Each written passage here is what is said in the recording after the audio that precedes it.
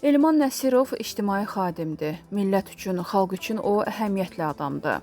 Onun nüfuzuna xələl gəlməməsi və adı hallanan qadın Elman müəllimin bir ürək parçası olduğu üçün bu məsələyə öz dəstəyimi göstərmək istəyirəm. Bunu Şərur MTK-nın sahibi İsfəndiyar Axundov deyib. O bildirib ki, həmin qadına 5 il müddətində yaşamaq üçün ev verirəm. Qoy gəlib yaşasınlar, 5 ildən sonra mənzili geri qaytararlar. İstəyirəm ki, Elman müəllim haqqında gəzən söz-söhbət aradan yığışsın. Nəzərə alın ki, Elman müəllim mənim əqidə yoldaşımdır.